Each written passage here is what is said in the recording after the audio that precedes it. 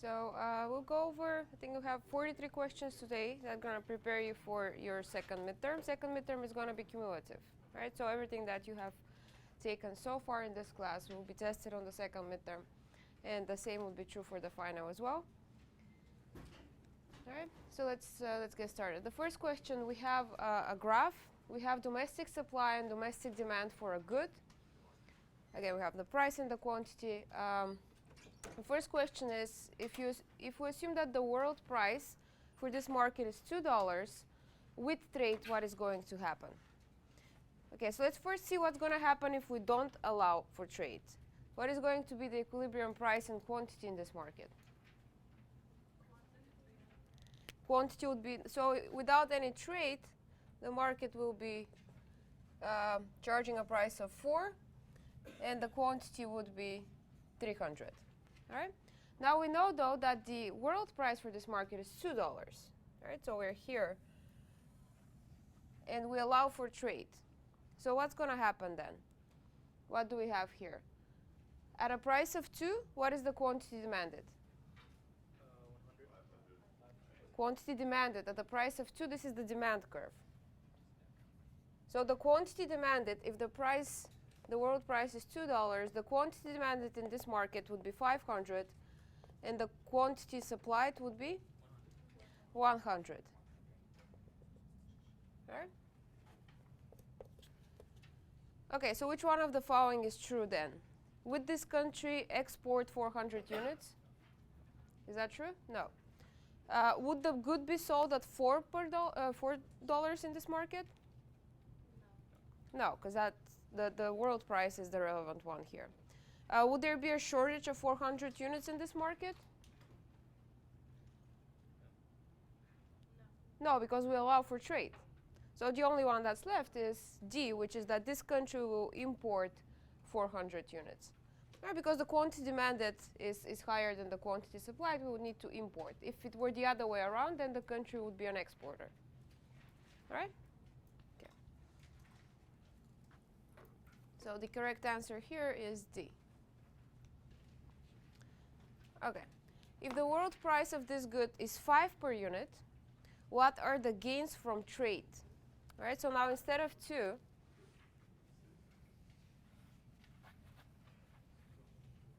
the world price is set at 5.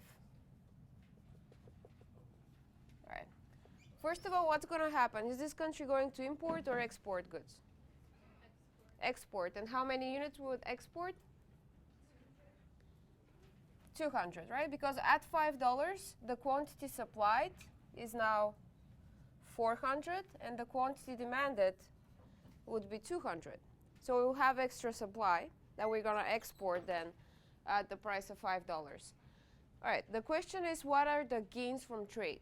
We know that when we allow for trade, there's always going to be gains in terms of a total surplus. So what was total surplus before we allowed for any trade? It was just the regular, right? The area of this triangle here. So if this was total surplus before trade, then total surplus after trade would be, again, that area here plus an additional gain because now we also export. All right, so what happens is, well, consumer surplus used to be the area of this triangle, right? It's above the price, below the demand curve. Now consumer surplus is smaller because it's the area above the world price and below the demand curve, so it becomes this smaller triangle here. But on the other hand, producer surplus, right? Because producers now sell at 5 instead of 4, their producer surplus used to be the area of that triangle, and now it's the area of this big triangle here. So in terms of total surplus, it has increased by the area shaded in red here. So we need to find the area of that triangle, and that will give us our gains from trade. This is always going to be the case. We're always going to have some gains. In the case when the world price is higher than the domestic price, consumer surplus decreases, but producer surplus increases by more than that. That's where the gains come from. And if it were the other way around, if we had a world price that's below the domestic price, then producer surplus would suffer, but consumer surplus would be higher because now they'll be buying the good at a lower price. And the increase in consumer surplus would be more than enough to compensate for the decrease in producer surplus. So we would have a net gain. Okay, so this question comes down to finding the area of this triangle. Well, we know what the side is. That's the amount that they, but generally if you want to have it as a formula, the gains from trade would be either, right, so if you want to have a formula that works for either exports or imports, then you would have just the quantity that the country either imports or exports, right, whatever that might be. In this case, they export, so they have 200 units of exports. And then times the height of this triangle is the difference between the domestic price and the world price. In this case, the world price is higher, but even if the world price was lower than that, we can just put this as a absolute value. Right? So the difference between the world price and the domestic price in equilibrium, and then divided by 2. Right, that would be the general formula for that. In our case, we have exports of 200 times, and then the difference in the price, the world price is 5 minus 4 divided by 2, or just 100. So the gains from trade in this case would be $100. Any questions? All right, and that will be answer C. All right, so the third question. Assume that the world price is $2 and that there is a tariff of 1. Okay, so let's clear this up.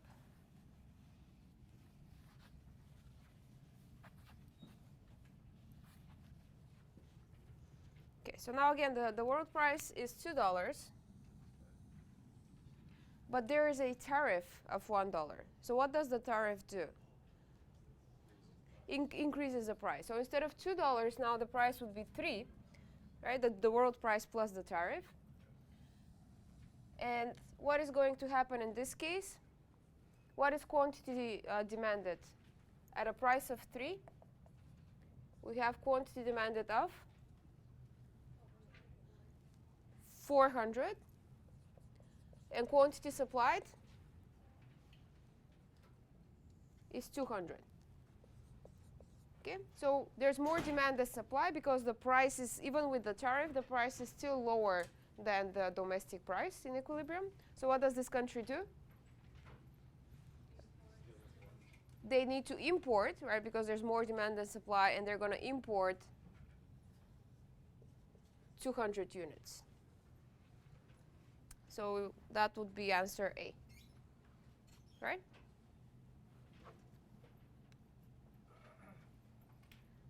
Alrighty. Okay, so we're continuing from the previous question. The amount of revenue collected by the government from the tariff is? Right, so it's the amount of imports that they have. We know that's 200 units, and they charge $1 each. Right? Because the tariff was $1. So the government revenue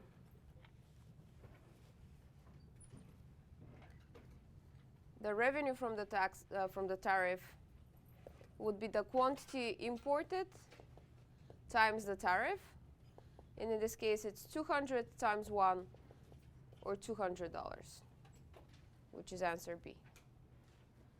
All right, any questions? This is relatively straightforward. It's basically the area of this rectangle here that goes to the government. It's the quantity imported times the tariff price? Yes, it's the quantity imported times the amount of the tariff.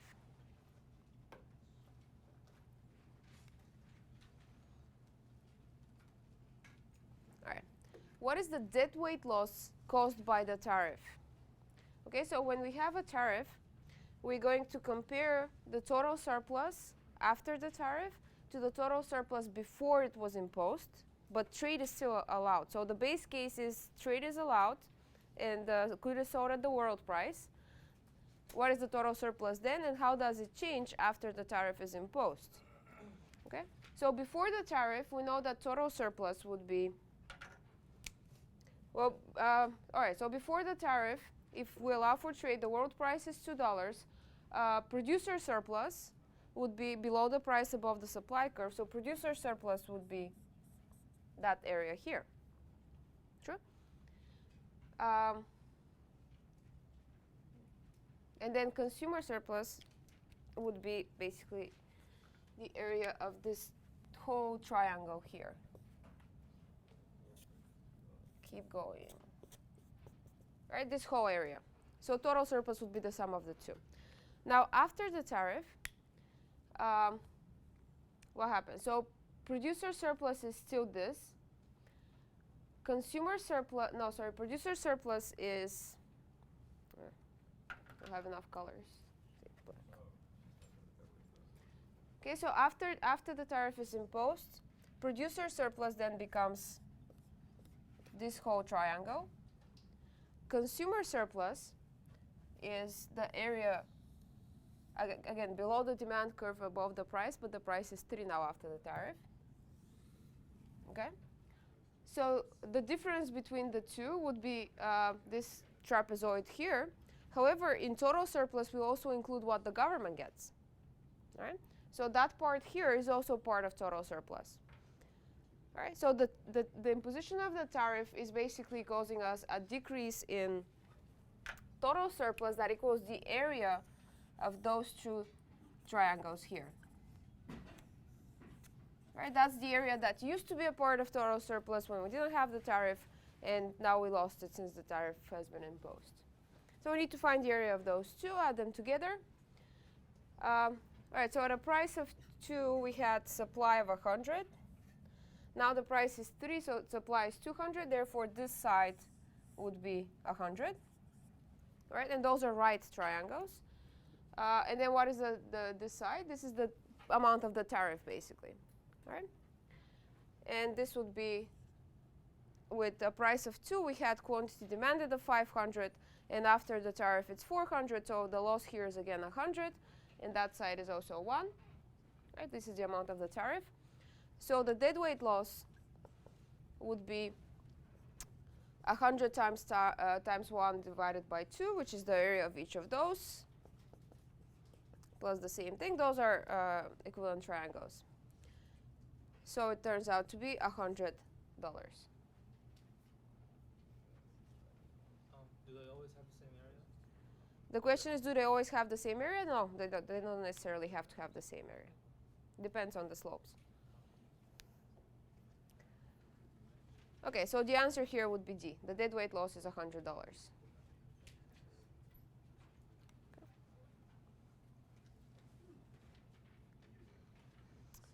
Okay. Let's clear this up a little bit.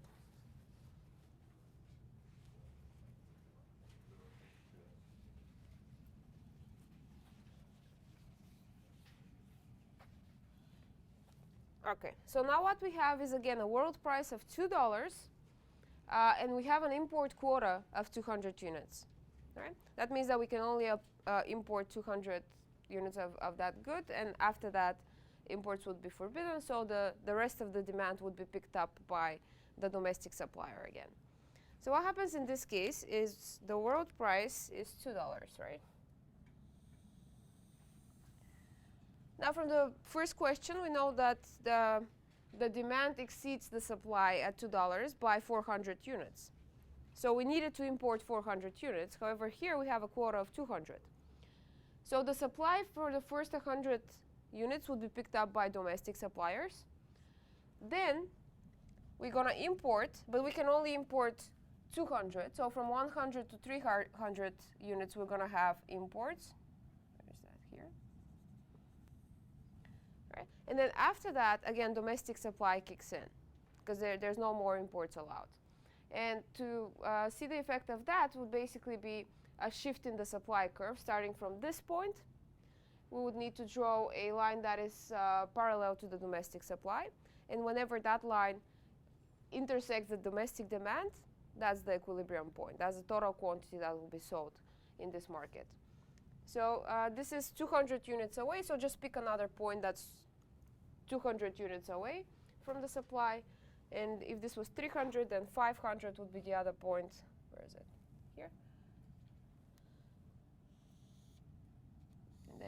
draw the new supply, and they intersect at 400. So what happened here is we have a weird supply curve. Sorry? Okay, so first I started with domestic supply that picked up the first 100 units. Then we imported 200 units, which was the maximum allowed to import.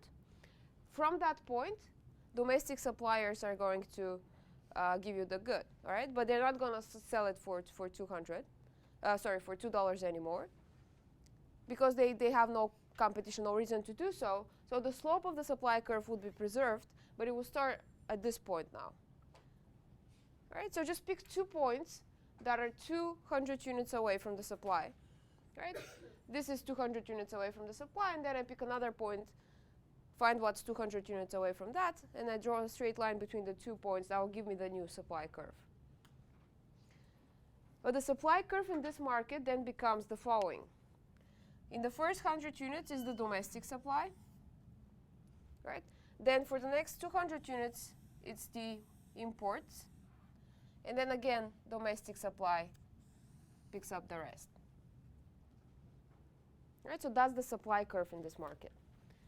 What's the question? How many units are produced domestically? All right, so what's the total amount of, the total quantity of this good sold after everything is said and done with the import quota? What's the total amount being sold? 400 units, right? So in total, we would sell 400 units. How many of those would be domestically supplied? Sorry? 100. The first 100 would be supplied by domestic suppliers. That's true. Is that all? The other 100 here, right? That's also domestic supply. Think of it this way. There's a total supply of 400 units. 200 of it came from imports. So the rest must be domestic.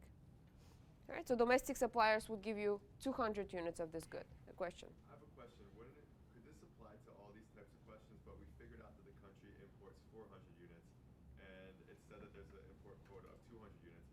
So couldn't we always just figure it out by just doing 400 minus 200 and like vice versa without any problem of this? All right, so the question was, since we know that they're going to import optimally 400, all right, here we know they have a quota of 200. Could we just subtract the 2 and find the correct answer? The answer is no. This just happened to be the case here. It's not necessarily always going to be the case. Right.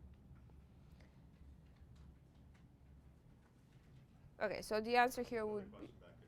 Oh, yeah.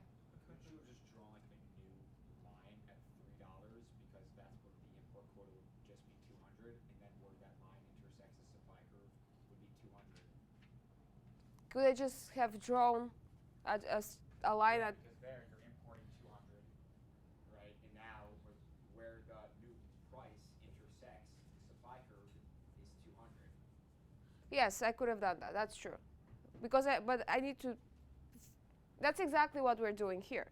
We're finding the point that's 200 units away from the supply curve, right? And we're asking where does that new supply curve intersect the demand curve, right? And this is exactly 200 units away from the previous supply curve, right? So I could just have figured that out, but if that's equivalent to drawing the supply, right? I could have just used that point and that point, right? I know where this point is. I know that they're going to import 200, so at 300, domestic supply is going to kick in. And then I can look at,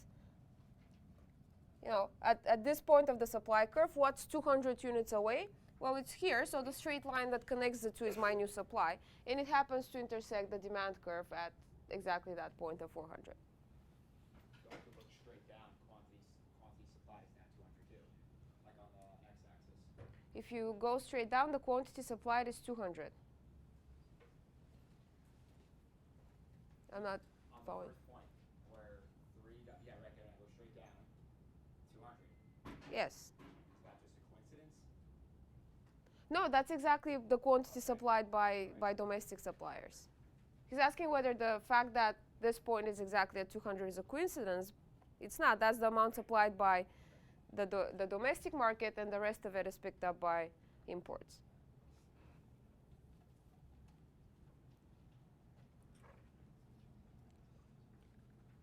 All right, so answer here is B. Okay, the next question. If the world price is 2 per unit and there's an import quota of 200, what is the domestic producer surplus? Okay, just the domestic producer surplus. By definition, producer surplus is below the price and above the, below the price above the supply curve. So it would be here in the beginning, this is domestic producer surplus, and then imports come in, and afterwards, where's the price? Okay, afterwards they're gonna sell at $3 from 300 to 400. So that 100 units are gonna be sold at $3, and then the producer surplus would be above the supply, below the price. But it's just this region here. So sum the areas of those two triangles, we get the producer surplus of domestic producers. So this is 1, and this is 100. Right? This is a right triangle. And this, again, happens to be 1 and 100.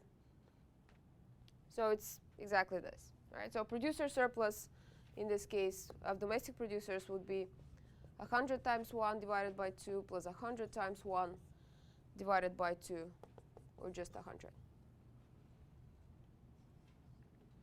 All right? And wait, it intersects with the 300 that we started producing at? The question was whether it intersects at the 300 that we started producing at. Yes, from 300 to 400, Right. we need to find the area below the price above the supply curve. The price is 3 because I know that that's what they're going to be selling it for. And below the price above the supply curve is just the area of this triangle. This here is not supplied by domestic producers, so we don't account for that. Question. If you were doing it the way I did, just by drawing the line across, my producer surplus would be 200, not 100. Right. Yeah, the question is if we would just draw this at a price of 3, the producer surplus would be 200. Was that true? Yeah. That's not the answer. Oh, sorry.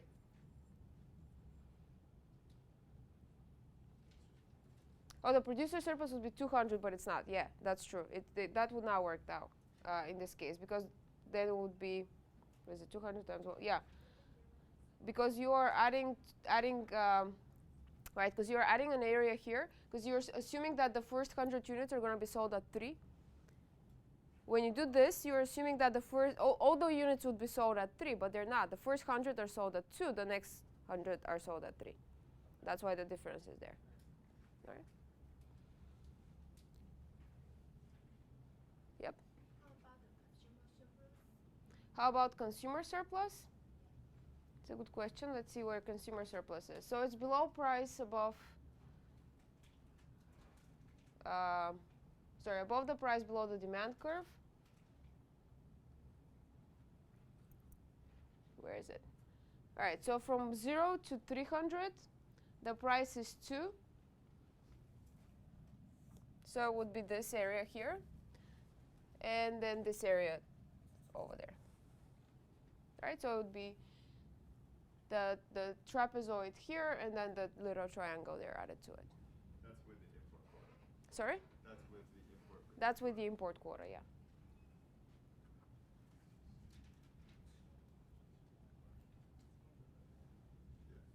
Basically, what the import quota does, compared to just trading at the world price, is that at certain point it allows producers to pick up some of the surplus. Right? If we just had a price of 2, then producer surplus would just be this point here. Right? So now it's giving them a little bit more surplus at the expense of consumer surplus.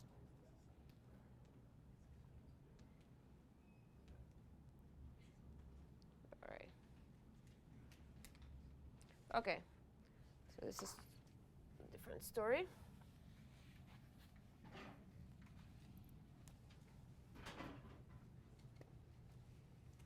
Now suppose in this market there is a $2 per unit negative externality of this good.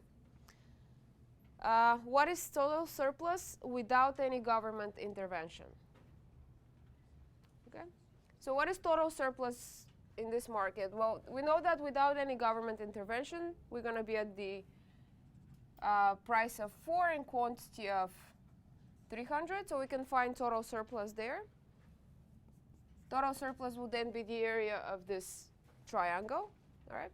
And then the base of the triangle is the difference between the intercept of the demand curve and the intercept of the supply curve. So it would be the intercept of the demand minus the intercept of the supply. All right, that's this side here. Times the height is then the quantity in equilibrium. And that whole thing divided by 2. So what do we have here? 7 minus 1 divided by 2 times, this is 300. All right, so what is it? 900. Is that going to be total surplus for this in this market without government intervention? Is that it? No. Why not? There's an externality. Because we have an externality that is not accounted for. And we know the externality is costing society $2 per unit sold. Right? And we sold 300 units. So the cost of that good, right, this is the benefit that it gives producers and buyers, but there's also a cost associated with it, which we need to subtract from that number, which is 2 times the quantity that is sold. So it's 600. Therefore, total surplus is only 300. Question? What's the 2 up there? It says B of the base of demand minus the base of S. No, it's not the base. It's the intercept. Oh. The intercept of the demand. If you don't have a graph, but you just have equations, you can use this formula to solve for that. Right? It's the intercept of the demand curve minus the intercept of the supply curve. What was the times 2? Times the quantity in equilibrium. Oh. Wait, so where are you getting 7 minus 1 again?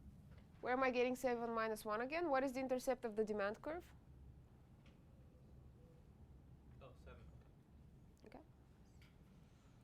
And so, sorry, and so then where was the negative externality included? I see those. Where was the negative externality included? In the fact that it decreases total surplus. We don't see it on the graph, but we know that it's happening, right? Even though the market doesn't realize it, it is hurting society $2 per unit sold. The market is selling 300, right? So although the benefit, if there was no externality, then the total surplus would be 900. But because we know that there is, it decreases total surplus by 600 units, which is the amount of the externality times the quantity sold.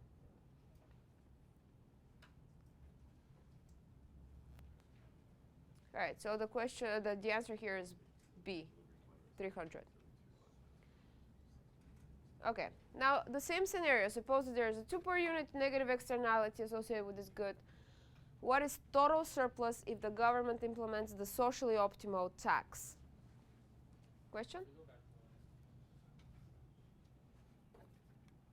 to Going back? does the negative externality move the supply curve to the left? Up and to the left? The question is whether a negative externality moves the supply curve to the left or to the right. Yeah. It will move the supply curve. The optimal supply curve is going to be to the left. Yeah, so when you move it to the left, can you just draw a new line and then do your total surplus that way? Can I just draw the new line and do the surplus that way? No, because that will be my total surplus after any intervention, not before any intervention. So what if you subtracted the total surplus from the new triangle that you made? That's not how it works. We're going to have, basically what we have here is overproduction. Yeah. Right? We're producing more than we would optimally produce. And that's the next question. We're going to do exactly that in the next question. So let's go there. Now when we try to fix it, right, when the government tries to fix it, and they do so by implementing the socially optimum tax, what's going to happen in this market? Well, what is the socially optimum tax? What is the amount of the tax? What should it be? $2, right? The amount of the externality per unit. So where's the, basically we can look at where's the difference between the demand and supply? $2 to find the tax. Where is it? So 3 and 5. It's right here. Right? what is the quantity produced at that point? What would the market produce after the tax is implemented? How much would the market produce? 200, right? And we know that because this is a socially optimum tax, then the 200 would be the socially optimum quantity of production. Right? So what happened here is that there was a switch or a shift in the supply curve.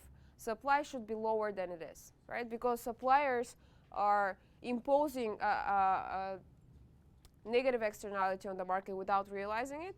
Now, if they were internalizing that, right, if they were paying for it, they wouldn't produce as much as they did, right? They would actually produce at the new supply curve, which is, we shift the supply curve.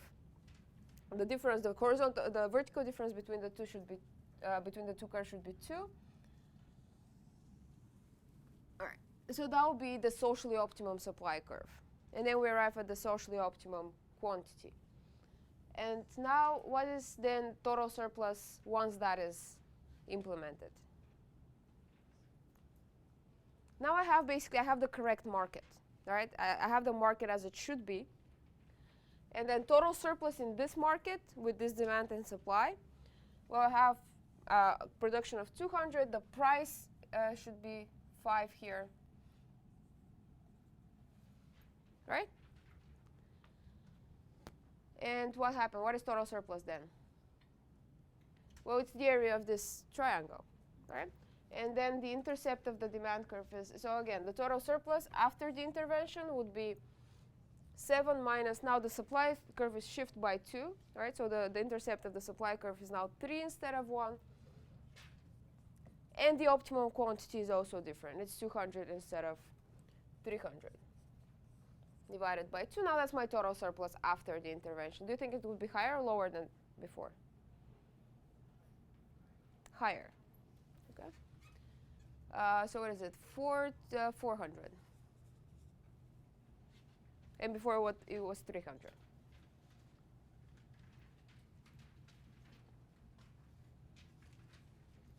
Okay. Any questions?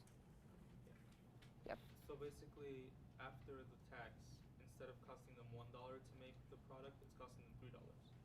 That's why the thing. After the tax, instead of costing them $1 to produce the product, it's costing, well, it's not costing them $1. It's costing them, the cost is the supply curve. So at different quantities, it's different, but it's $2 more expensive to produce it now.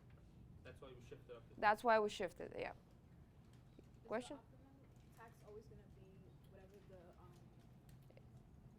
Externality is. Is the optimum tax always going to be wherever the externality is? The answer is yes.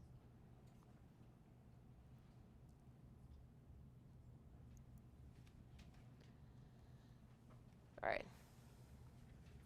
Now suppose that there's a 1.5 per unit positive externality this time. What is the socially optimal level of consumption? So what do we know about the level of consumption when there's a positive externality?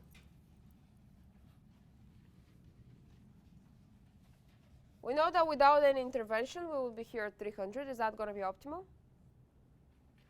Consumers are going to buy 300 units of this good. Is that the socially optimum level of consumption when there's an externality? No, why not? Should they consume more or less? More, right? Because that's a benefit that they're missing out on basically, right? Because there's an unrealized $1.5 per unit that they could gain, which would basically be represented by a shift in the demand curve. So the market demand right now is not the correct one, right? It should be higher than that, and higher by 1.5 units. So when we shift the demand curve, we need to increase demand, right? Increased demand is a shift to the right. What happens with the quantity in equilibrium? It goes up, right? So that's why we are consuming currently less than we should. Once we account for that, so we need to shift the demand curve with 1.5 units. So basically the difference between the two curves should be 1.5 units, but on the right-hand side. Just find where that point is. So each of those, all right, so this is separated in 4. So I need 6 squares right? To be the difference between supply and demand. And where's that? 1, 2, 3, 4, 5, 6, right here. All right, so basically the new demand would pass through this point, and it would be parallel to the old demand. The socially optimum demand is this, and then the socially optimum quantity of consumption is what? 375, right? Where is it? B. Question?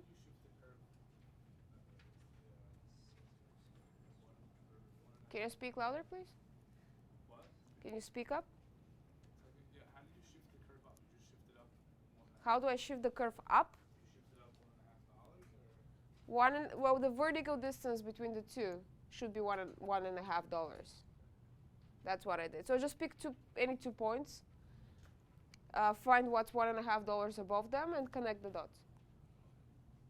Okay. So if I pick this point here, right, I know that $1.50 above that is going to fall on the supply curve. So I know that's going to be the point of intersection, basically. So I can just do that.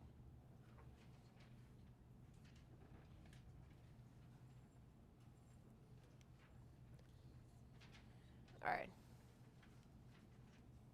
Okay, so we're done with that graph.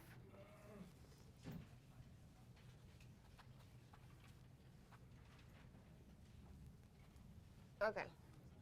This is definition. Which of the following describes a public good? So what are the properties of public good? Anyone? It's not rival, and it's not excludable. Right? So a public good like fireworks, you cannot exclude people from consuming it, right? You cannot make them look away from fireworks. And it's not rival in consumption because me looking at the fireworks does not prevent another person from doing so. Right? So C, right? Not excludable and not rival. What about the other ones? What's excludable but not rival? What type of good do we call? Do we call it when it's excludable but not rival? So I can charge people for it, but me using it does not prevent other people from using it. Why did we call that good? Well, it's not private, it's not common, and it's not public. There's one left. No, not common. Club. Club good, right? This is having cable, right? They can charge me for it, but me having cable does not prevent other people from having cable. So what is excludable and rival? Private. And not excludable and rival? Common. Okay. Okay, suppose supply is given by the equation 2 plus Q, and demand is given by the equation 50 minus 2Q. Price is in dollars, quantity is in thousands of units. What world price would cause imports of 12,000 units under free trade? So going back to just an example of that. All right, so this is domestic supply. We have a certain domestic price in equilibrium, domestic quantity in equilibrium. So first of all, in order to have imports, would the price, the world price, be lower or higher than the price in equilibrium, domestic price? Lower, right? We need to be here. And at some price, what we're going to get is that the quantity demanded at that price is going to be higher than the quantity supplied. And we're looking for the price that's going to make this difference 12,000. Right? Does that make sense? So I'm going to need quantity demanded minus quantity supplied at the same price, right, the world price, at a certain price, to be equal to 12. And I'm not using 12,000 here because this is already in thousand, right? Quantity in those formulas is already in thousands. Right, so I just need to solve for quantity demanded, quantity supplied, plug it in, and solve for the price. Okay, so quantity demanded, my demand curve is 50 minus 2q. So quantity demanded would be 50, well 25 actually, minus 0.5 price. And I'm solving for q. And this would be my quantity demanded. Then for supplied, I have the supply curve is 2 plus q. So my quantity supplied would be the price minus 2. Now I'm going to take this. The price is going to be, price demanded, price supplied is going to be the same, and that's going to be the world price. See, they're the exactly same price here. So instead of using that, I would just plug in PW, the world price, in both of those. And then plug it in the formula. So for the quantity demanded, I have 25 minus 0.5, the world price, right? Minus then the quantity supplied, which is minus the world price plus 2, right? Because I'm distributing the negative. That thing I need to be equal to 12. All right? So what is it? 20, this is 15 equals 1.5 the world price. Therefore, the world price is what? What's the world price? What's the world price? What's 15 divided by 1.5?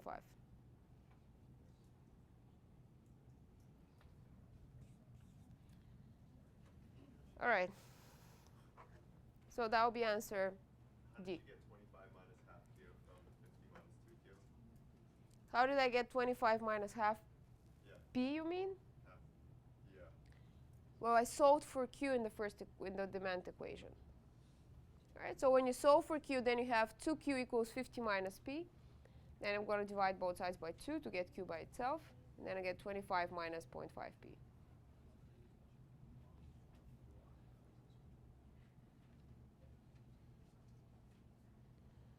All right.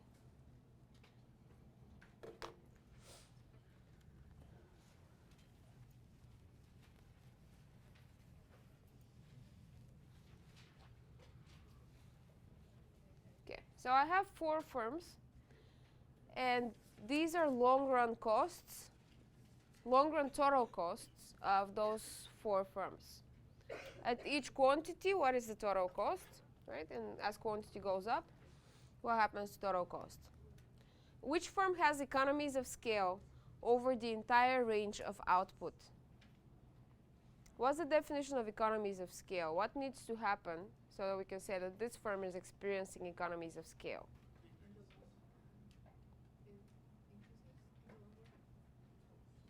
Economies of scale, what does it mean? By definition, what needs to happen? As quantity goes up, average total cost must decrease. Just by looking at the table, can I determine which firm is experiencing that? Yeah. Which one? Firm number 2.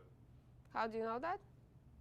Because the average total cost, if you take it like 350 divided by 2, would be. Exactly. So first thing I need to do is find the average total cost at each quantity for each firm. Okay, this is total cost. And total cost, as you see, is increasing with quantity, which is what it should be doing. However, what defines economies of scale is as quantity goes up, long-run average total cost needs to go down. So for each firm, I'm going to find the average total cost. So take the total cost and divide it by the quantity. So this is 210. This is 170. This was 163.3. Then 165. And can I stop here for that firm? What do we see? What happens to average total cost? It's going down always? At some point it starts going up. All right? So that's not going to be my answer for sure.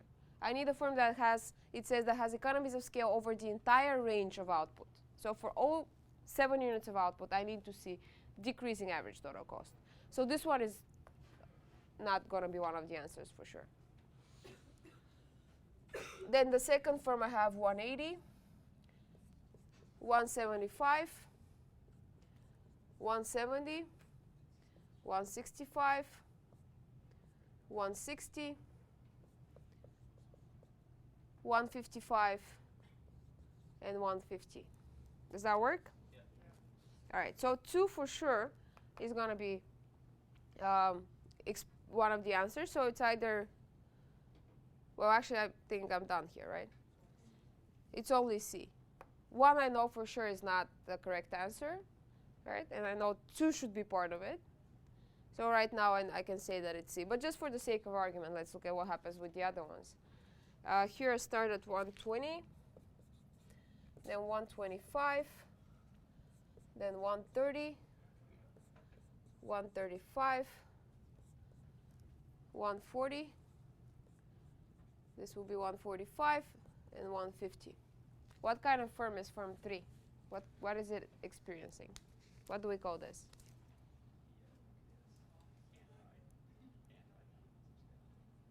Anti-economies of scale is not exactly what we call it. There's a term for it. Diseconomies of scale. All right? So firm 3, because its average total cost is increasing with quantity over the range of the whole output, then it's experiencing diseconomies of scale. And then firm 4, 150, 150, 150. It's going to be 150 all over. Right? So what do we call that? Constant returns to scale. Right? So when the long run average total cost is constant over a range of output, then the company is experiencing constant returns to scale in that region. Right? So basically, if you imagine long run average total cost, this is long run average total cost. And this is quantity. So the first part here, the first interval here is economies of scale, then constant, and then diseconomies of scale. But it is, make sure that you convert it first to average total cost, right? Because we have here total cost, we need average total cost in order to answer that question. So basically, you just divide the cost by the quantity. Well, if you get total cost by definition, average total cost by definition is total cost divided by quantity at any quantity. And you just see the trend, right? And then you see the trend, yeah.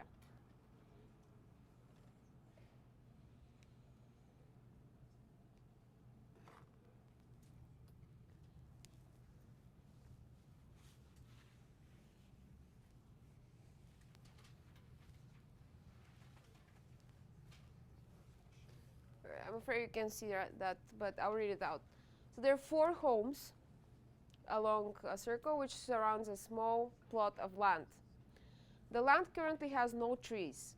There are 4 homeowners who are considering the idea of contributing towards a pool of money that will be used to plant trees. They can plant up to 4 trees. Here we have the table represents their willingness to pay, which is the maximum satisfaction that, the maximum amount of money they'll be willing to contribute towards each tree. So for example, Adam's household, they'll be willing to contribute $100 towards the first tree, but then only 50 towards the second, 20 towards the third, and only 10 for the fourth. And then each household has that type of willingness to pay. So this is basically the benefit that they get out of each of the trees. Right? However, they're going to pool their money together to plant each of the trees. Right? So the question here is, suppose the cost to plant each tree is $300. How many trees should be planted to maximize total surplus of the 4 homeowners? Right, so to know total surplus, I basically need to look at total benefit versus total cost of each of the trees. I know each tree costs $300, so there's no, that's given to us. But I don't know what the benefit is going to be to society, right, of each of the trees. I know individually what people are going to gain from that, so I need to find the total. Just add them together. So the first tree gives 100 to Adams, 115 to the Benitez family, 120, 90, so 425. Okay, and what is the cost? 300. So the question is, should they plant that tree? Yes, right? Because in total, society or those 4 homeowners are going to benefit more than the cost of the tree. Then they have to pay for the tree. Okay, so the second tree is 320 in total, and the cost is again 300. So are they planting that one? Yes, they are. This is 230 in total, and it still costs 300. Are they planting that one? No, right? Because if they do so, they're going to spend $300, but it's going to give them a benefit worth $230. So that would decrease surplus, and we don't want that. The question is, what is the optimal amount of trees planted that would maximize total surplus? So what would the answer be then? 2. Right? So the third tree would not get planted. Only 2 trees should be planted to maximize total surplus, and total surplus will be the difference between, so this would be total surplus would be 125 and 20 or 145. Okay.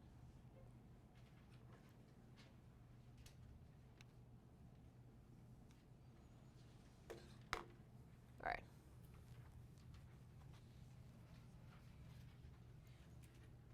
Okay, so here we have a table that shows the marginal cost for each firm. There's 4 firms. The marginal cost of to eliminate units of pollution. So firm A would need to pay $80 to eliminate their first unit of pollution. They need to pay $85 to eliminate the second unit of pollution, and so on and so forth. Now assume the government will charge each firm a fee of $97 per unit of pollution that it makes.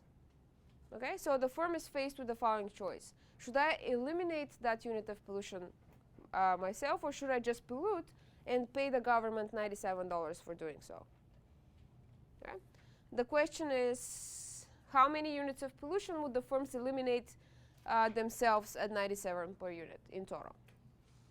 So we're going to look at each individual firm. So firm A, for the first unit of pollution, should they eliminate or just eliminate, right? Because if they pay for it, it's going to be 97. And if they eliminate it, they only need to pay 80. What about the second unit? Eliminate. Third? Eliminate. Fourth? 105? No, they wouldn't pay the fine. So if they eliminate the fourth unit of pollution, they need to pay 105. If they just let it be and pollute, they need to pay 97. What's the better option? They pay the fine. Pay the fine, right? So how many units of pollution in total would firm A eliminate? 3. So B, are they going to eliminate the first one? Yes. Second one? Third one? No. So 2 in total. C? Yes. Yes. So this one there, it's not worth it anymore. So 2 in total. And D? 3. The fourth one is not worth it for them. They'll just pollute. All right. So the total units of pollution that are eliminated, 10.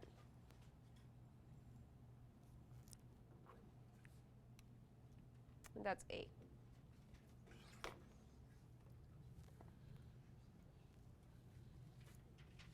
All right, so we have 2 fishing boats that fish the same waters year after year. There are 2 ways to fish, either moderately or intensively.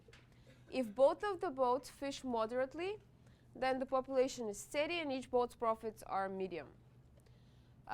If one boat fishes intensively while the other fishes moderately, the intensive boat's profits are high, but the other boat makes 0. And then if both of them fish intensively, each boat's profits are low. So let's see what that is. We have 2 boats, 1 and 2, and they have to either fish moderately or intensively. They can choose. Okay? So if both of them fish moderately, population of fish is stable, and they make medium profits, both of them, equal and medium profits. So 1 makes median and 2 makes median profit. If 1 fishes intensively, but 2 fishes moderately, it says that 1's going to make high profits, right? Because they have a lot of sales, so they're going to make high profits. However, 2 is going to make 0. So if 2 fishes intensively and 1 moderately, then 1 is the one that makes the 0, and 2 makes a high profit. And finally, if both of them fish intensively, both of them make low profits. So it's a prisoner's dilemma. Right. So what best describes this situation? What do you think?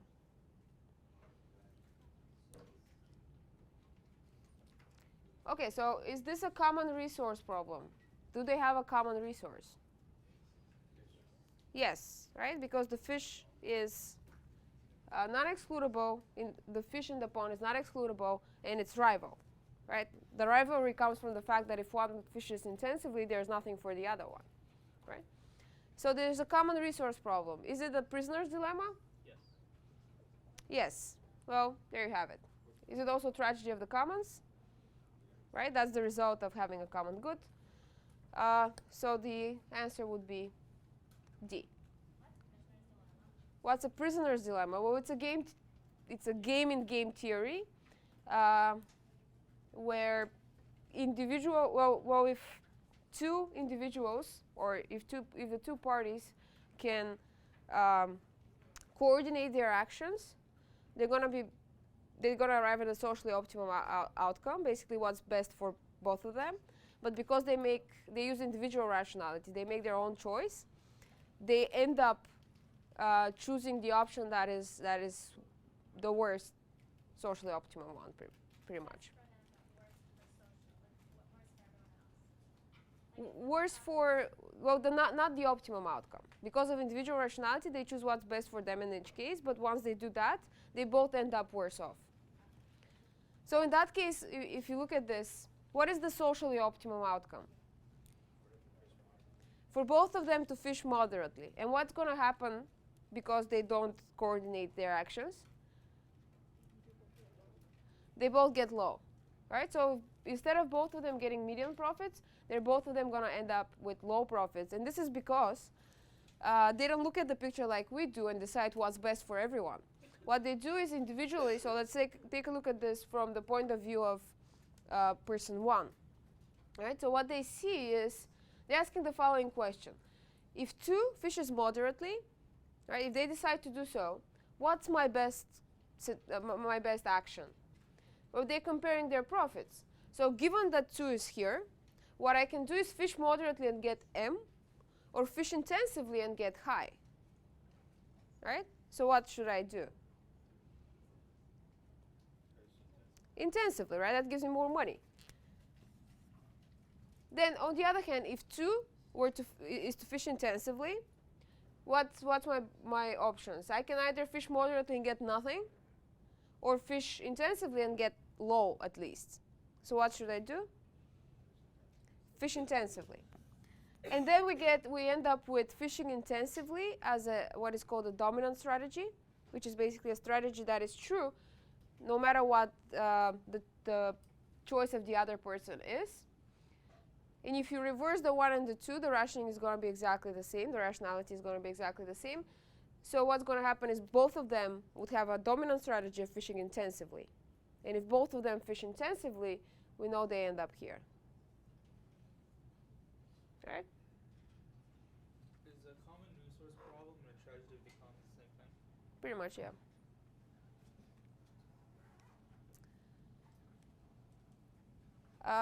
Well, what is the socially optimal outcome? We already answered that question. What was it?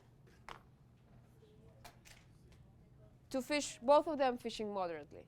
Right? That will be the best for both of them, but we know that that's not what's going to happen.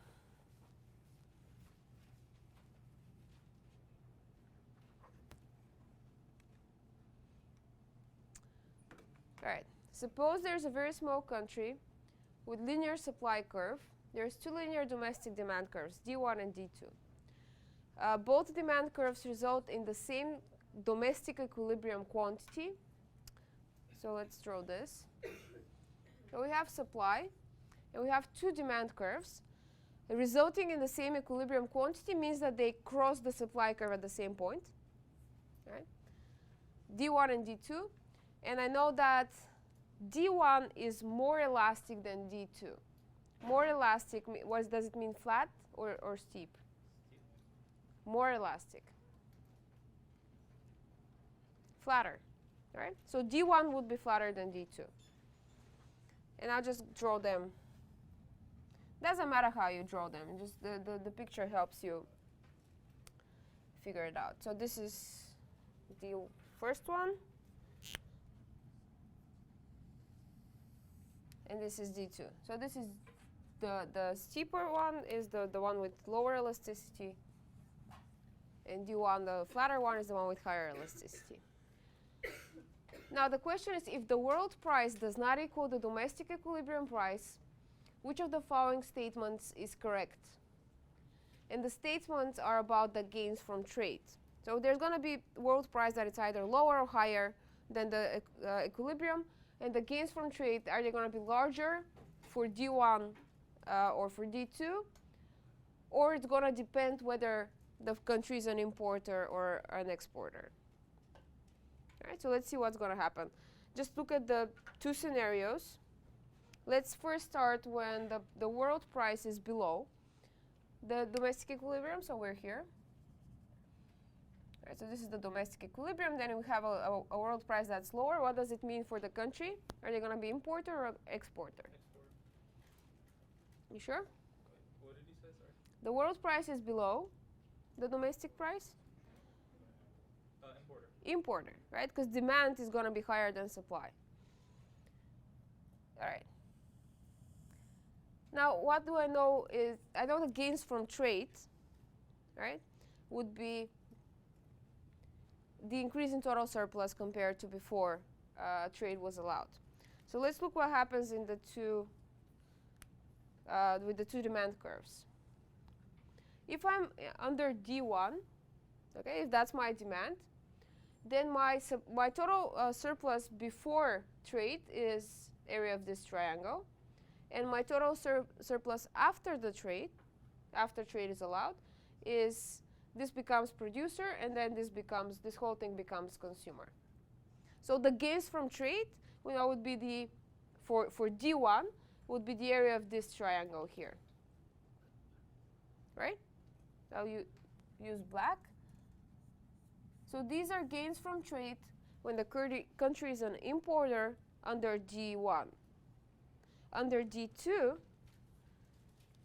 so for D2, total surplus before is the area of that triangle, and total surplus after would be this big triangle here, which would be consumer, and this small one here would be producer. So the gains from trade would be the area here. So are gains from trade higher under D1 or D2 when the country is an importer?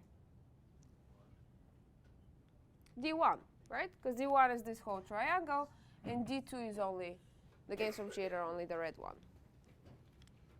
What does that triangle mean again? The red and black. What does the triangle mean? It's the gains from trade. The increase in total surplus that you get when you allow for world trade. Gains from trade after it's... After trade, yeah. There needs to be trade so you can gain them. All right, so this is when the country is an importer. What about when it's an exporter? All right, so the world price is now above the domestic one. And let's say it's here. Right? So, black. Okay, so before any trade, again, the total surplus is here. After the trade, all right? Now for D1, total surplus this is the consumer surplus, and producer surplus becomes this big triangle. So the gain is again the area of that triangle here. And for D2, right, if the demand was under D2, then the gains from trade would only be that part. Right? Because total surplus will be this whole thing without trade, and then this whole thing with trade. So which one is better? Which demand gives you higher gains when the country is an exporter? The black one. The black one, D1 again, right? So it's going to be true that D1, under the more the demand curve with a higher elasticity, we're going to get higher gains from trade, and it doesn't matter whether you're an importer or an exporter, that's always going to be the case. So that's answer A. So is that always a thing? The more elastic? The more elastic one, yes, that will always be the thing.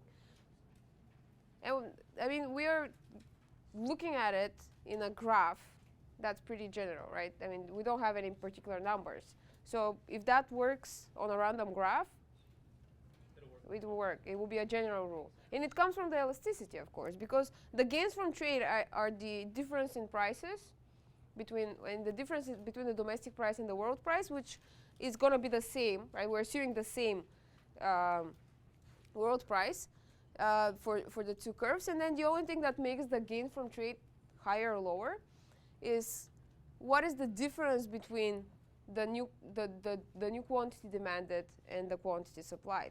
So the quantity supplied is going to be exactly the same for the two curves because supply curve stays the same. So the only thing that's going to drive the difference in the gains from trade is going to be whether the more elastic demand curve or the less elastic demand curve results in a higher quantity demanded once we change the price. And we know that the more elastic it is, any change of price, for any given change of price, you're going to have higher change in quantity. That's where it comes from. That's all there is to it. There was a question over there?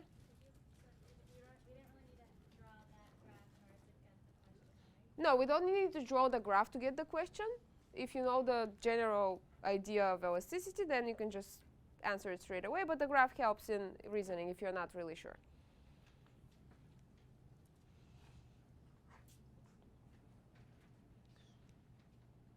All right.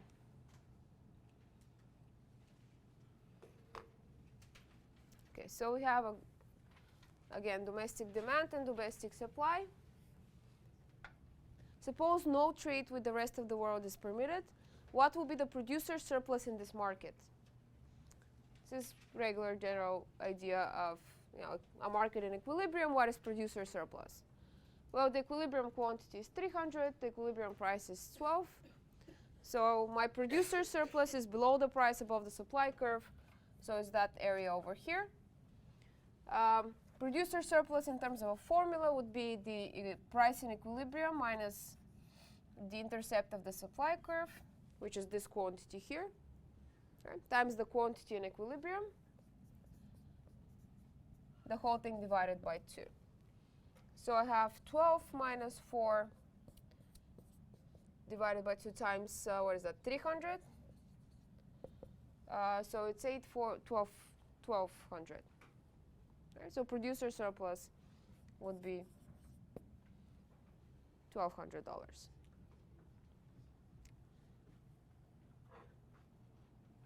Any questions? This is pretty straightforward.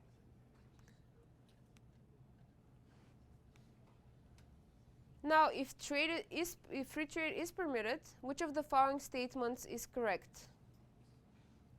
Okay, so let's look at the graph.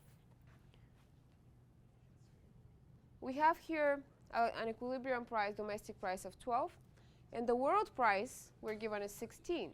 So it exports. Okay, so we know that the country is going to export because the quantity supplied under the world price is higher than the quantity demanded, so we have excess supply that we export to the rest of the world, and the amount of exports is how many pencil sharpeners. How many are we going to export? Right, so we know because we know it's exports, it's either A and B, A or B, and we know they're going to export the difference between the quantity supplied and the quantity demanded, and that is 250. Right, so we have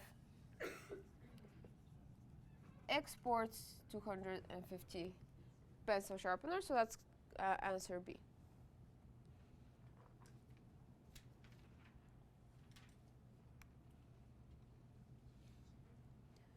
All right. Suppose no trade with the rest of the world is permitted.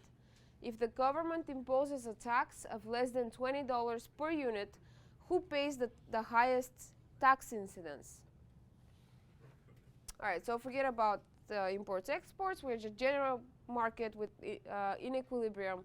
If there's a tax imposed up to $20 per unit, which party is going to bear the burden more? The buyers or the sellers, or it makes a difference whether the buyer or the seller is taxed?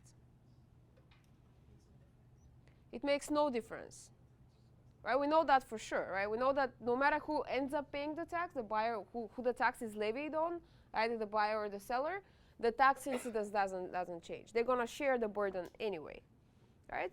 So neither of those two would be the answer. Now the question is whether buyers or sellers have higher tax incidence. And I have the information on the graph to answer that question. So the tax incidence on buyers, and what is the significance of the 20 here? Why should the tax be less than 20? Right, because the highest tax that they can impose, and the tax we know is the difference between the demand and the supply curve. The highest tax they can impose is 20, because after that there's no market. Right? That's all there is to it.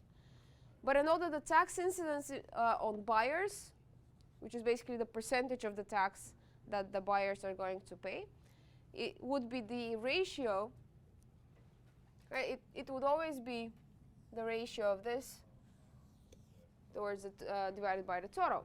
So it would be the intercept of the demand curve minus the price in equilibrium, if you want to solve it with the formula, divided by the difference between the intercept of the demand and the supply. Okay, so I have, what is that, 24 minus 12, right? Divided by 24 minus 4 is the intercept of the supply. So it's 12 divided by 20, or 0.6. Right? It's more than half, so we know that buyers are going to bear more of the burden. The question is, who pays the highest tax incidence? Right? So who's going to pay more?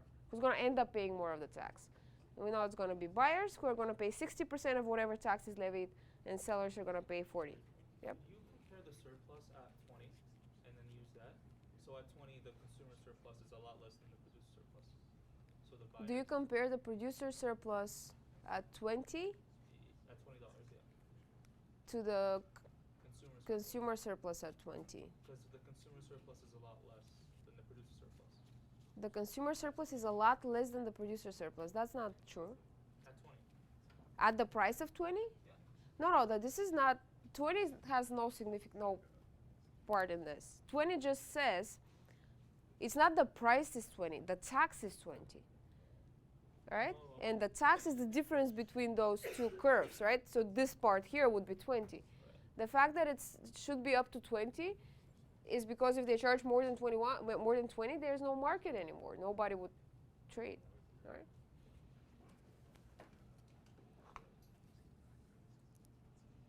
All right, so I'll wait. What happened here? So buyers are going to pay it always, regardless of whether it's a buyer or the seller who ends up paying it. Question? So this is a question more of like the logic of economics more than any formulas. Is this a question more of a logic of economics than of any formulas? Yeah, because I mean, even if you did the tax and incidence formula, buyers are still going to pay. Buyers are still going to pay the higher tax incidence regardless of any formulas, correct? In terms of economics. The question is whether buyers are always going to pay the high tax incidence. The answer is no.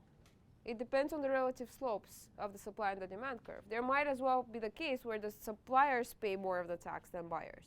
So it is the theoretical part here is being aware that who ends up paying who is charged the tax doesn't change the tax incidence. but the tax incidence itself you need to calculate, right? You need to know whether buyers pay more than half of it or less than half of it. Because, so for this question, now that I have the point six, what would that do for me in terms of knowing whether or not buyers or sellers pay a higher tax incidence? Knowing the 0.6, well, I know buyers pay 60% of the tax. That's what the 0.6 is. Right? Whatever the tax is, buyers are going to pay 60% of it, and sellers are going to pay 40% of it. But that's not always going to be true.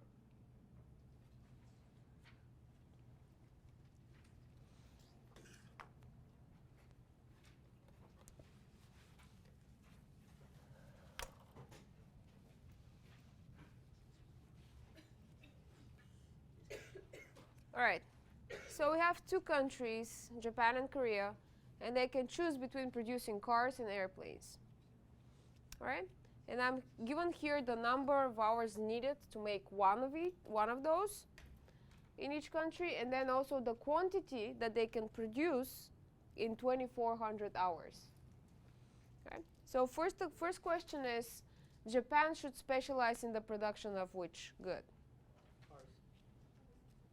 How do you know that that's going to happen? What do I need to know here?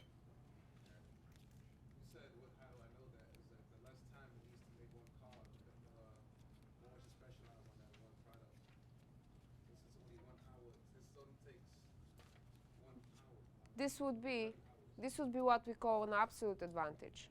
Yeah. So the country being better at producing something, right, is absolute advantage, and that's not what we care about. What do we care about? Comparative advantage. So how good they are in producing that compared to the other good, right? So the opportunity cost of those. And for that, to find that, I can just investigate what the trade-off is in each country.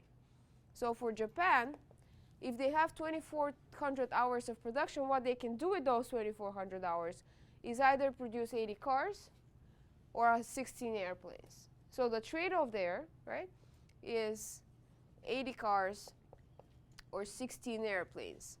And from that trade-off, then I can find the opportunity cost of cars and airplanes in terms of the other good.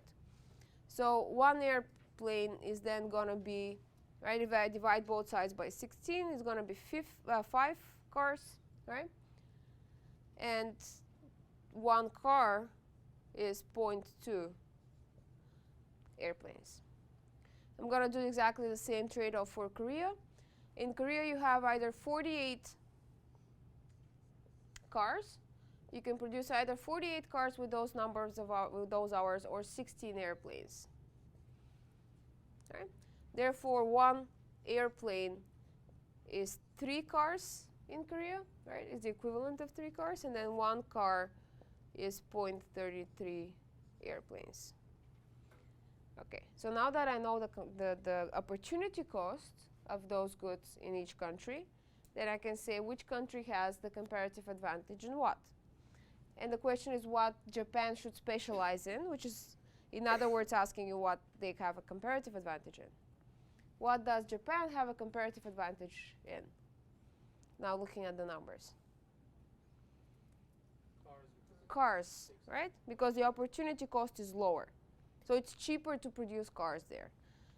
And then, of course, Korea is going to have the advantage in airplanes because it's cheaper to produce airplanes there. And it's always going to be the case that if one country has a comparative advantage in one good, then the other country will have the comparative advantage in the other good, for sure.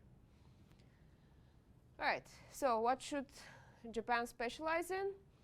They should specialize in cars and import airplanes. All right, so it's A. Since this is only asking about one country, can you just look at how many hours it needs to make one? Since we're only looking at Japan. Since we only asked about Japan, Yeah. no, it's about comparing this to that. It's not about only looking at Japan. By only looking at Japan, I cannot tell you what it's best at. No, I mean Japan can make. It only takes them 30 hours. What? It only takes them 30 hours to make one car, and it takes Korea 50 hours to make one car. So it just makes sense that Japan has the advantage. In this case, that's true, and this is because those are the same. But if those were not the same, Then you'd have to. then it would. So just to be safe, just follow the procedure, right? There's a trade-off for a certain amount, for a given amount of resources. In this case, resources is hours, right? And for the same amount of hours in each country, you also need to make sure that that's the case, right? Because you need to compare on equal basis. Okay, so looking at that part of the table, then I know for 2,400 hours in each country, I can either produce this or that, or this or that. And that's my trade-off. From the trade-off, you can find the opportunity cost of each of the goods in terms of the other one. And then comparing across countries, you see where it's cheaper, basically. You make that country produce only that good. The other country produces only the good that it has a comparative advantage in, and then they can trade. Right? Which of the following is true and will result in the two countries trading with each other? All right. So you cannot just let them produce and trade. Oh, you can, but you have to make sure that they are willing to trade with each other. All right? And that's going to be, that's basically determining at what price or at what exchange rate would both countries be happy to trade with each other. And here we have, so the answers are in terms of Korea willing to sell. Korea willing to sell airplanes. Well, we know that Korea is not going to sell cars, right? Because they're not producing it. It's Japan that's producing the cars. So this is off the table automatically. And then we know Korea would sell airplanes, but at what rate, right? So for how many cars should they sell the airplanes so that both they're happy with it and Japan is willing to sell them the cars? It has to be greater than 3 cars, right? Well, for sure, it has to be greater than 3 cars, right? Because if Japan is giving Korea only 2 cars for each airplane, they might as well produce those cars themselves, right? They would give up the production of that one airplane, but that would give them 3 cars instead of the 2 they were getting from Japan. So Japan needs to give them at least 3 cars for each airplane to incentivize Korea to trade with them. So we know that the price of airplanes should be at least 3 cars, right? And what else do we know? It should not be any more than 5 cars, because then Japan would not be happy with it and would not trade, right? Well, if it's 6 cars, so if it takes Japan 6 cars to get one airplane, right? They can do it domestically at the cost of 5 cars. So why would they give up 6 cars to get one airplane when they can give up only 5 to make one airplane domestically? Does that make sense? Right? So this is what we call the terms of trade, which is basically an inequality that needs to be satisfied in order to incentivize trade on both sides. And so the price of airplanes should be between 3 and 5 cars. Okay, so Korea is willing to sell 2 airplanes for 9 cars. Does that satisfy it? Yeah, because then one airplane is 4.5 cars. But not Japan, though. Why not? Because it's more than 5 cars. 4.5 is not more than 5. No, This is all in terms of the price of airplanes. So think of cars as dollars, right? Each airplane should be between $3 and $5. Okay? In the first question, in the first answer, 2 airplanes are sold for $9. How much is each airplane sold for? $4.50. Are we still within 3 and 5? Yeah. What about C? 1 airplane for 6 cars. It's too expensive, right? Now Japan is not going to be willing to trade. And then 3 airplanes for 1 car, that's a price of airplanes of 33 cents, right? And that's too cheap. Now Korea would not want to trade. So the first one is the only correct answer.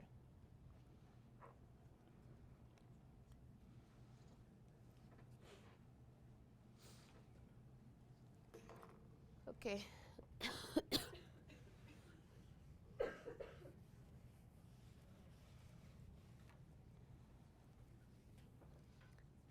Okay, so we have consumer choice. We have 2 budget lines drawn, and also 2 indifference curves, right? the question is, okay, if the price of good X is $2 and the price of good Y is $2, then which of the following could be is true? So this is X, this is quantity of X, this is quantity of Y. I know the price of X equals the price of Y equals $2. So I can either be on this curve at point A, or this budget line at point A, or on this budget line at point B. Which of the, all right, so the difference is between 56 or 28 in terms of income. So what's the budget here? What could the budget be? Well, I know the quantity consumed, right? If I spend all my money on X, I can either buy 7, I'm either going to buy 7 or I'm going to buy 14. Okay, so if good X costs $2 and I buy 7, what's my total budget? $14. And that's not one of the answers. But if good X costs $2 and I buy 14 of it, then what's my total budget? 28. Right? That's all there is to it, just figuring out what's a possible budget given those two curves. And the only possibility is 28 that we have given in the answer is 28. If the budget is 28, then that means we're on this budget line. And we know that in optimum, the optimum point would be where the indifference curve is tangent to the budget line, and that happens at point B. So the correct answer here is that the consumer's income is $28 and she will go to point B. Question? Did you get the 14 from the top also? I got the 14 from here. I know this is 5, this is 10, so that's 14.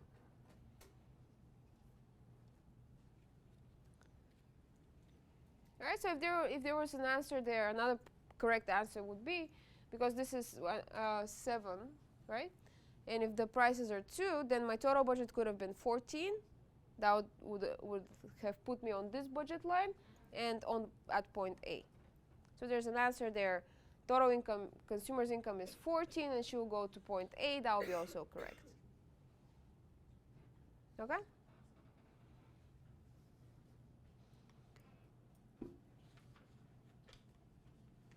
Sorry. It said it was answer C, but it was answer B, right? No, that was the next question's answer. It's answer B here.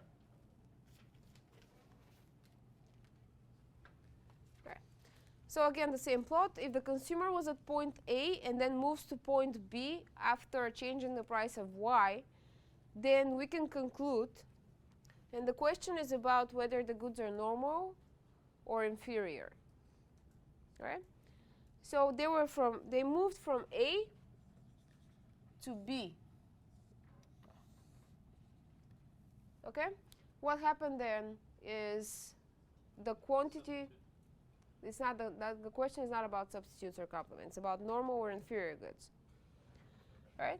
So when the price of a good goes down, then your real income goes up.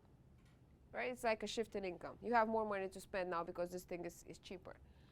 So you can look at this in just if your income went up, your real income went up, what happened to the quantity consumed of those two goods? Well, in terms of quantity of good Y, did it go up or down, moving from A to B? Down in quantity. Of good Y went up, right? From whatever that is, like 3 to 11, right? So the quantity consumed of good Y went up. What about good X? It went down. So X is inferior and Y is normal. Wait, so isn't the quantity on the horizontal axis?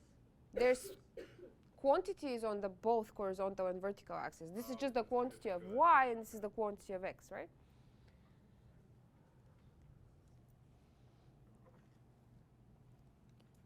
All right, so here it's C, X is inferior, Y is normal.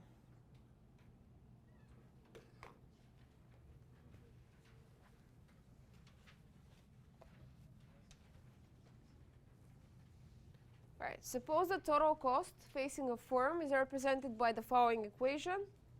So total cost is 250 plus, let me see what it is, plus 2q. That's what it says over there. Plus 2 times q. All right, that's how you find the total cost at any quantity as a function of quantity.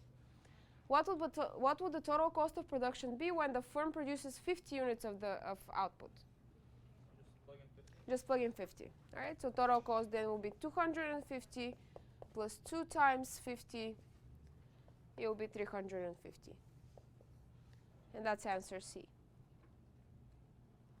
All right, that's straightforward. Now, under the same scenario, what is the marginal cost of producing the 100th unit of output? $2. Right. It's $2. Why is it $2? What's a feature of this total cost? It's linear. All right? It's a straight line. Total cost is a straight line. And marginal cost, we know, is the first derivative of total cost. Right? So marginal cost, if you take the first derivative of this with respect to q, then this is just 2. And that will be your marginal cost. But logically what happened here is that marginal cost is constant at 2. Right? We're used to seeing this picture, right, with marginal cost is changing with quantity. What we have here is a linear total cost curve, which basically means that the marginal cost is 2, no matter where you are. Right? Another way to solve for this, if you're not sure, is just find the total cost at a quantity of 100, right? Then find a total cost at a quantity of 99, and then look at the difference. That will give you the marginal cost of the 100th unit. But what would happen there, right? If you're at 99, then your total cost is 250 plus 2 times 99. And if you're at 100, then your total cost is 250 plus 2 times 100. My marginal cost of the 100th unit is the difference between total cost at 100 and total cost at 99. So this cancels, right? And then it becomes 2 times, so marginal cost then becomes 2 times 100 minus 2 times 99, which is basically 2 times 1, which is 2, right? So that's why the marginal cost is constant here, so you don't even have to go through that. You can just look at the formula and figure it out. So the easiest way is just take the derivative of the total cost. Yeah, if you can do that, take the derivative, that will be your marginal cost.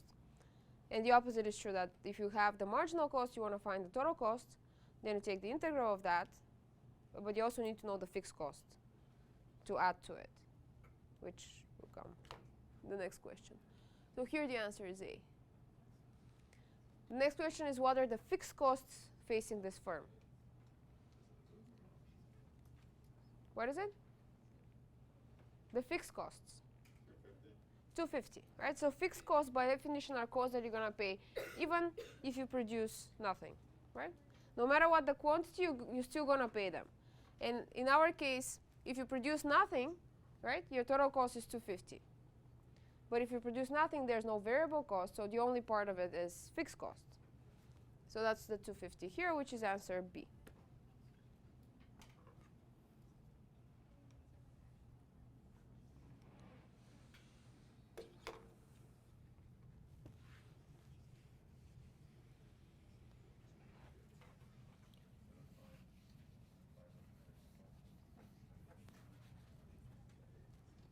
All right, so we have a graph here. We have the average total, average variable, and marginal of a firm. What are the fixed costs for this firm? Right? Fixed costs. Total fixed cost. Given the information that I have on this graph, how can I solve for that? Take the marginal cost.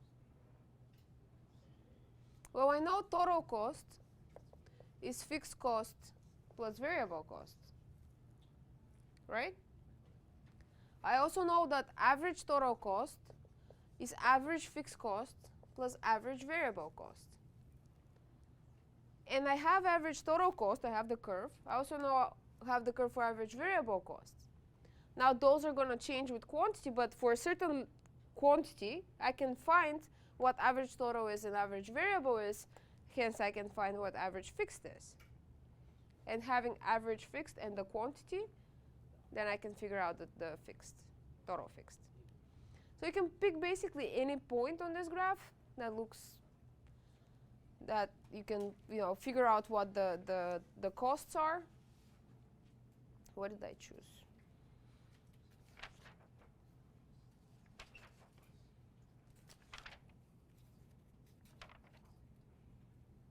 Chose 11. Right. So at a quantity of 11, all right? So if quantity equals 11, what is average total cost? I can just trace that back up here, and average total cost seems to be 10. Right? Do you see it? Here. So average total cost seems to be 10.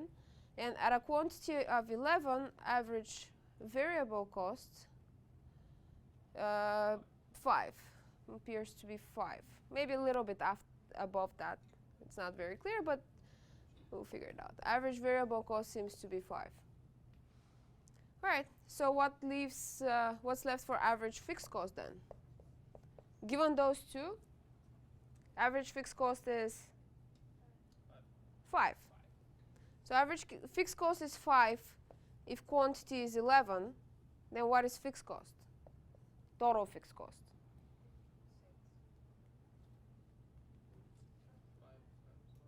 5 times 11.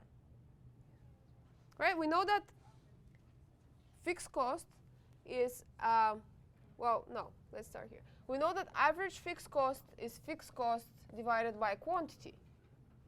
Right? So fixed cost then should be average times quantity. That's what we have here. I know quantity is 11, average is 5, so fixed cost is 55. From the given answers, there's no 55, so it must be 56, which means that there's a little bit more on one of the sides. So the answer is 56. You could have chosen any other point.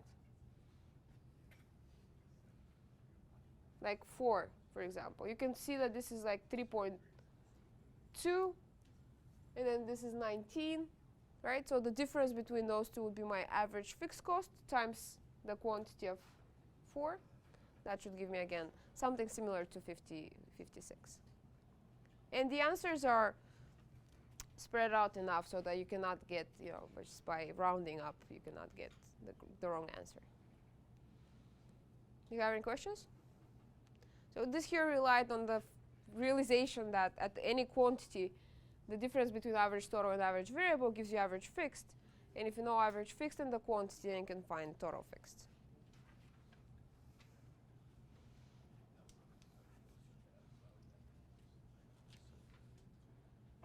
And why doesn't it matter which quantity I choose?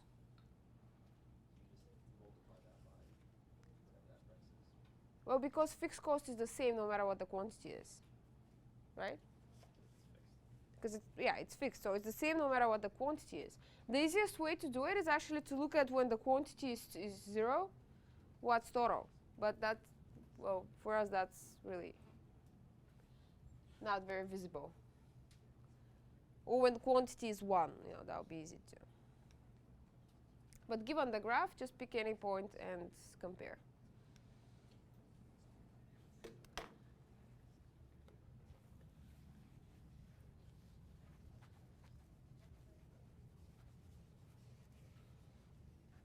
All right.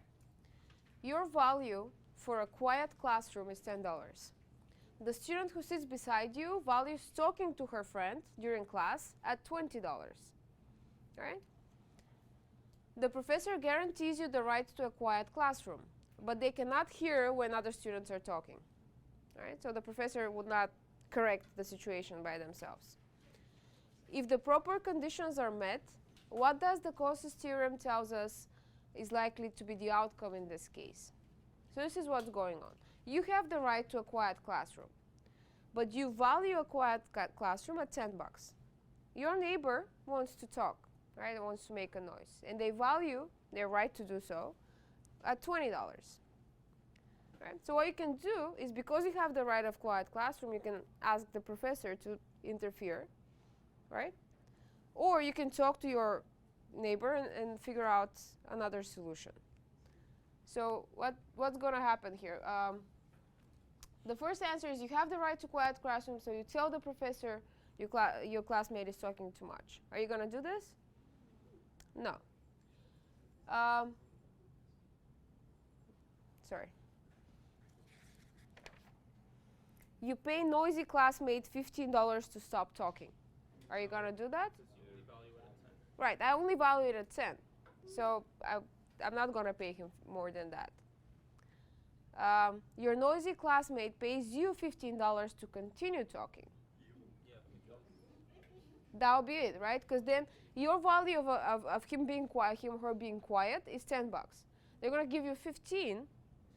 Now the question is then, are they willing to give you 15? And the answer is yes, because they value the ability to talk at 20. So for them, it's still a bargain, right?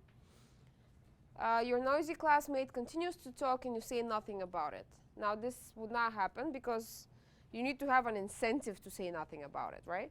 Because you have the right for him to shut up, right? So you have the right to go to the professor, and the professor is going to make them be quiet. So unless you're incentivized not to do so, right, you're not going to you're not going to just put up with it. And the incentive comes in the outcome of this is because the question here is, what is socially optimum to happen, right? If you put a little diagram, so this is talking and no talking, and this is you and classmate. Okay, so when there's talking, you get 0 utility, right? And your classmate gets 20. When there's no talking, you get $10 of utility, right? That's how much you value non-talking, but they get 0. So in total, society, which consists of you two, gets 20 when there's talking and 10 when there's no talking. And we know that if those two parties are allowed to bargain with each other, they're always going to arrive at the socially optimum outcome. The socially optimum outcome in this case is talking. And it doesn't matter who has the right to do so, right? Let's say the professor was not there, so you basically can do nothing about your classmate talking. What's the outcome then? They just talk. No money changes hands, right? But You have no power. you have no power, right? So there's no need for him to incentivize you at all. They're just going to continue talking, and that's it, which arrives at, again, the optimum outcome, which is talking. But even if that's not the case, even if you have the right to have a quiet classroom, because the social benefit goes that way, right, there's going to be bargaining between you two. You're going to arrive at a consensus, right, that's going to make both of you better off. Question: if the classmate that's talking values it less than the one that wants it to be quiet. So the question is, if the classmate that's talking is valuing less than the other one, then for sure there's going to be no talking. If this were 10 and this 20, then the socially optimum would be here. And no matter what, you're going to arrive at no talking. You would just pay him to stop talking. You just pay him to stop talking, yeah. Right.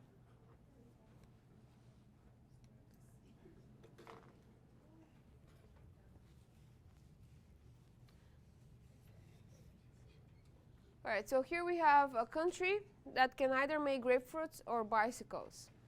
Each basket of grapefruits takes 1 hour to produce, and each bicycle takes 8 hours to produce.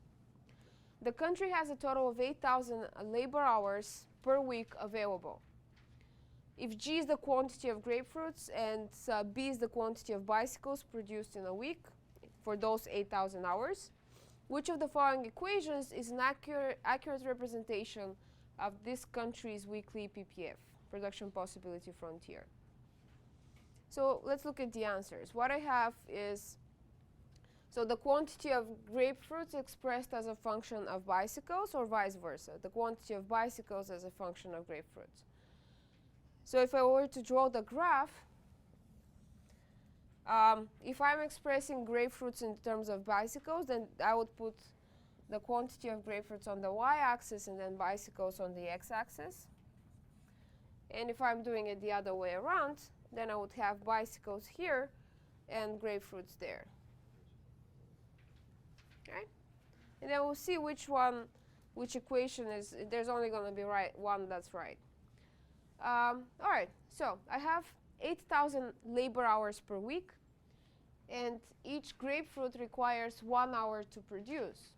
So if I'm producing only grapefruits, how many can I produce in a week?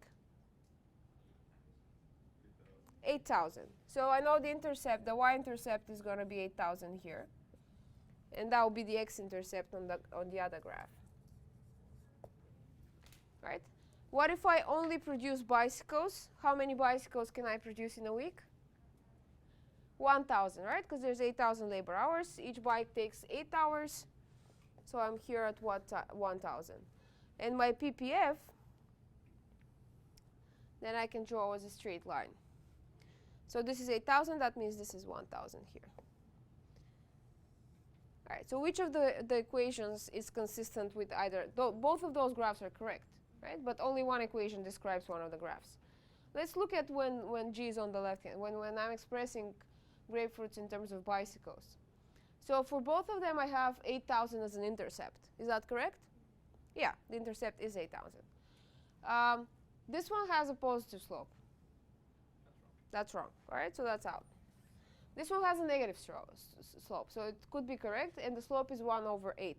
Is that the slope of this graph, of this line? What's the slope? 8, right? It's rise over run, so 8,000 over 1,000, 8. So that's not true either. Now, when I express bicycles in terms of grapefruits, the intercept is 1,000. Is that true? Right? And both of them are negative, so that's okay too. Then is the slope 8 or 1 over 8? 8. In this graph. 1 over 8. It's rise over run. It's 1,000 over 8,000. So 1 over 8.